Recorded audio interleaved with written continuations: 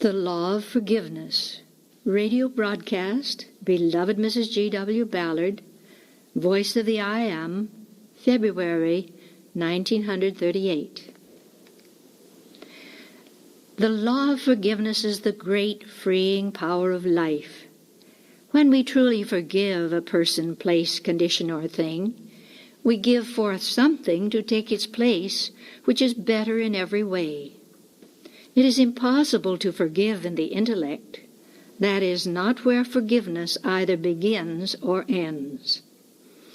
All forgiveness must take place in the feeling of the individual.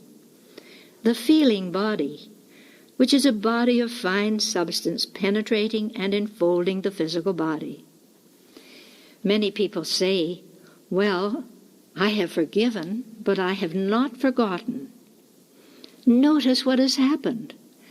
The intellect has said one ought to forgive everything, but the feeling is still holding a quality of hurt or a sense of injustice.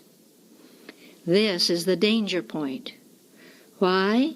Because any such feeling held within the consciousness of the individual is qualifying the life energy flowing through the body today with a record of imperfection which happened yesterday, or last week, or last year, or maybe many years ago. This is the thing which binds the whole human race to continued discord, and the people do not understand what is happening. There are only three things in the whole universe that cause mankind's discord and limitations. They are criticism, condemnation, and judgment.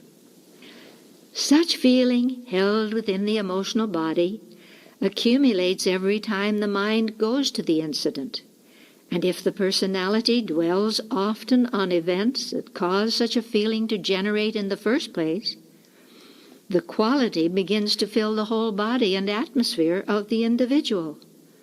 Then it flows out into that one's personal or business affairs. Soon the whole world of the individual becomes charged, as it were, with that quality which is predominant in the feeling, the same as when you put your battery on the charger in a garage. It becomes filled with that vibratory activity and quality. This is the cause of all disease, failure, financial loss, and every kind of distress human beings on earth experience. In other words, these feelings are generated within the individual by himself, because the personality could not have its own way or thought it had been treated unjustly. Such a feeling held within the emotional body of the individual cannot hurt anyone but the individual who generates it, unless others who contact that one's radiation accept it into their activities.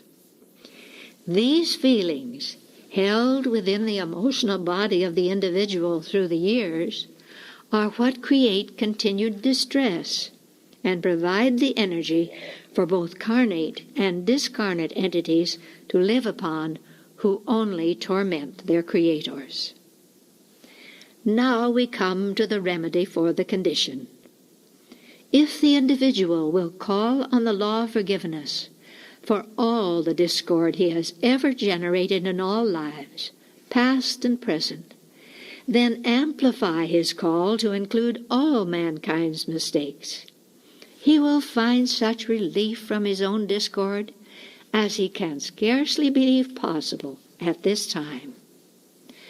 Why should we not call on the law of forgiveness for all mankind?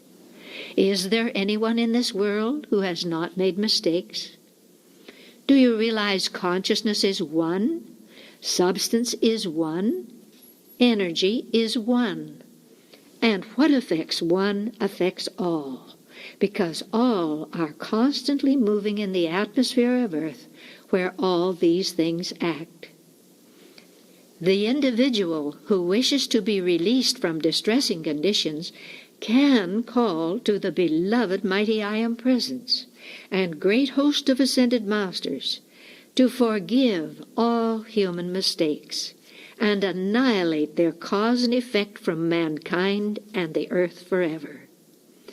If the individual will do this, he releases all the accumulated feeling of discord which he has held within himself. When it is cleared out of his emotional body, his health returns. His world comes into divine order. His prosperity flows in.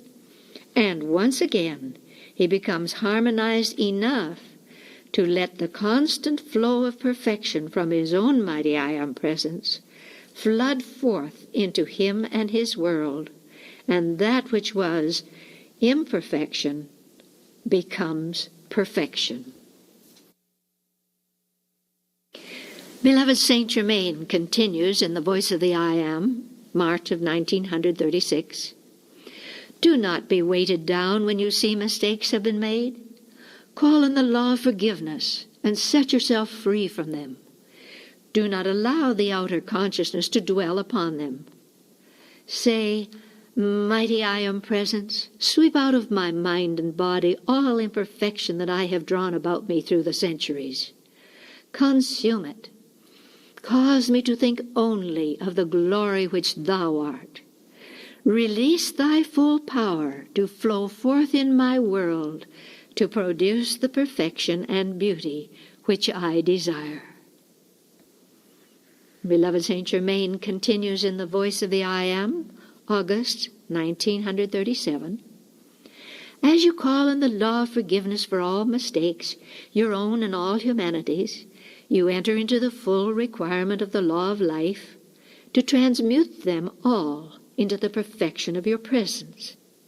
Thus you can see the magnificent mercy of the presence in enabling you to call these mighty currents of energy forth and use the violet-consuming flame to dissolve and consume every limiting, discordant thing which you have drawn about you through the centuries.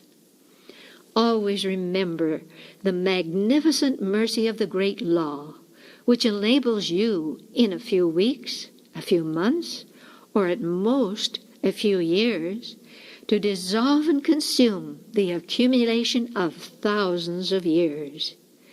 Is it not worth everything in the world to make the effort and be willing to give sufficient obedience to gain the victory? Law of Divine Service.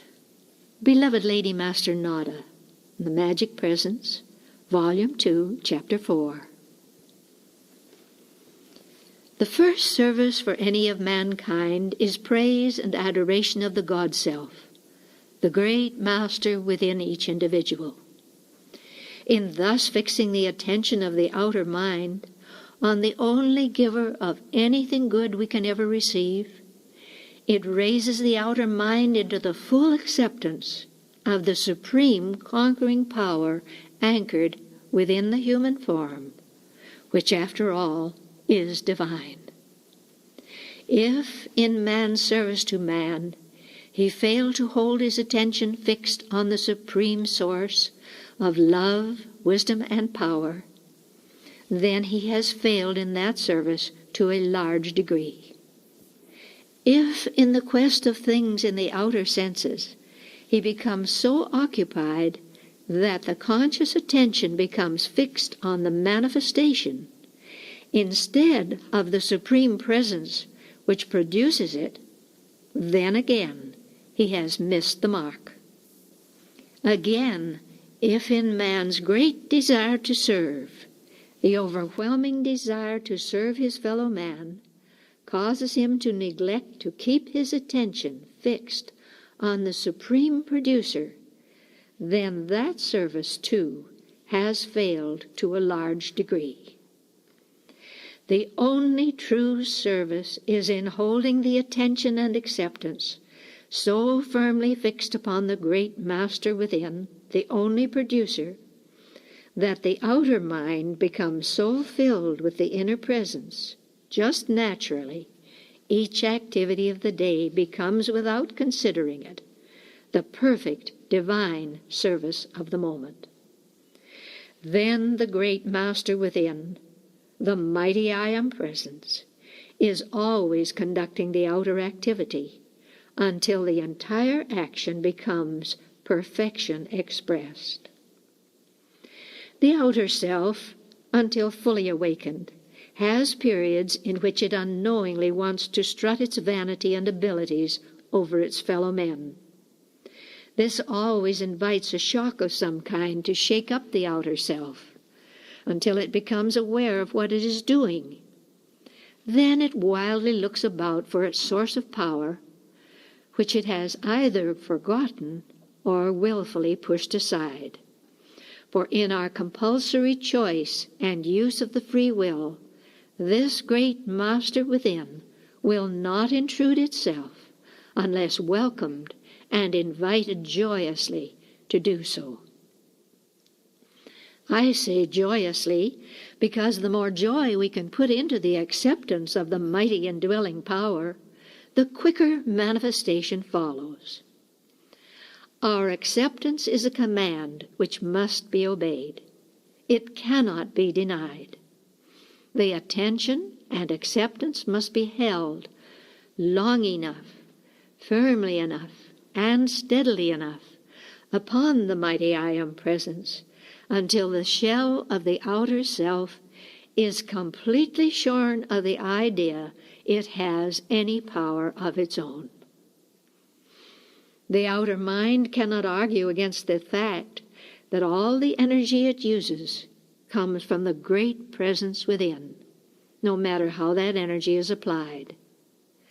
Never let any desire for service deprive you of the needed time, undivided, to fix your attention and acceptance on your great master within, knowing then you will naturally give the right service and do the right thing. This is the law of true divine service, which says forever to the personal self, "Thou shalt have no other gods before me." This is the whole of the law applied. Please stop the tape and sing.